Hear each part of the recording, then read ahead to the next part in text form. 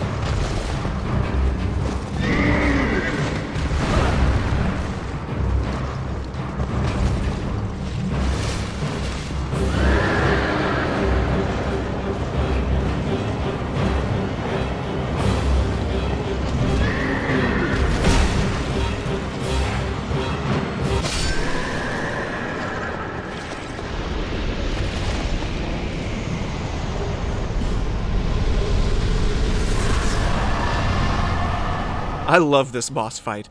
The Executioner's Chariot is probably one of my favorite bosses in the entirety of Dark Souls 2. I just think it's a really unique mechanic, having this boss repeatedly loop around this room, and you have to avoid it by hiding in the alcoves in the walls, all the while having to contend with skeletal warriors and sorcerers. I think it's a really cool and unique boss fight. What makes me like this boss even more is the lore behind the Executioner's Chariot. Soul of the Executioner's Chariot, that holds control over the Undead Purgatory. The chariot was created only to torment undead, and it took the form of a horrendous mad steed, a window into the soul of its master. Now I find that very curious, how they say that the chariot took the form of a horrendous mad steed. If you think about it though, this monstrous two-headed horse has a very devilish appearance, but even more curious, we learn that it's not just the Executioner himself who's tormenting these undead. The Executioner armor reads, "Black armor worn by the Executioner of the Undead Purgatory. The spikes are designed to evoke fear. The Executioner mercilessly put down countless undead. But how could he know that it was never his own will, but that of the chariot horse?" And man, do I ever find that last part really creepy and compelling. To think that this monstrous steed is actually the one controlling the will of the Executioner and the entire Undead Purgatory, making it a very evil and very powerful creature indeed. So the Executioner's Chariot, one of my favorite bosses of Dark Souls 2, and one with some pretty creepy lore.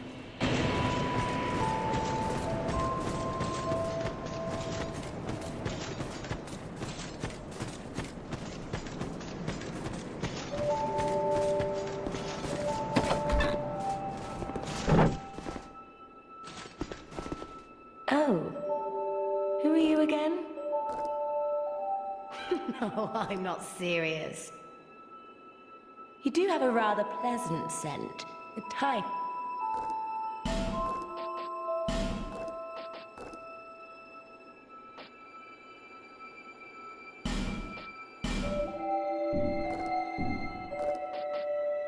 Have you made friends with the man by the sea? He's lost everything. Absolutely everything. The only thing he's good for now is a few tidbits on covenants. Covenants are a type of, well, contract, you might say. You give something to gain something. That's the way humans like it, right? It might be just the thing you need. But what does a cat know? Did you see that oddly formed rock behind here? Long ago they called it Victor's Stone, as I recall. If you wish to face greater challenges, speak to the rock. Although, you'd just as well not. This place is everything, isn't it? Satisfied? I'll be around if you ever come back.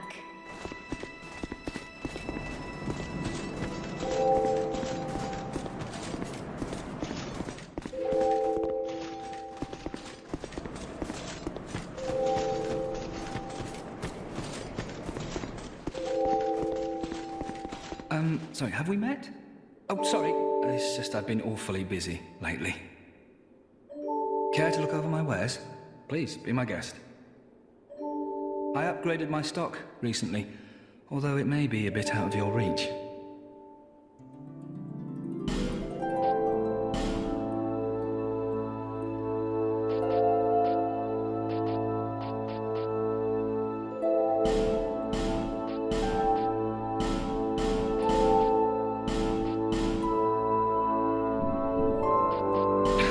I'm rich! I'm rich! I don't need to go home anymore. Home? Home? Where is home? We have now come to the final part of Malin the Armorer's storyline. Greed has completely consumed him, and he is now very full of himself. But the curse of the undead has now begun to take hold of him, and he can no longer remember where his true home is. Even though Malin is a little bit of a jerk to us now, I can't help but feel sorry for him. He set out from his homeland all by himself, wanting to accomplish this dream of his, and now he's achieved it, but he's lost his sense of self, and has lost his past. There are very few happy endings in the world of Dark Souls, and sadly Malin is no exception. You again?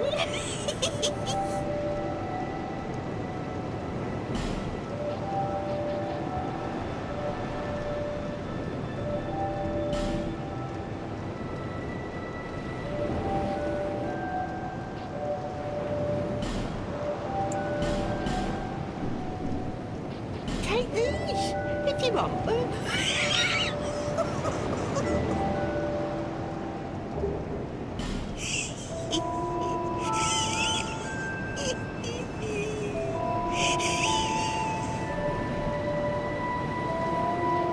Lonely times these are.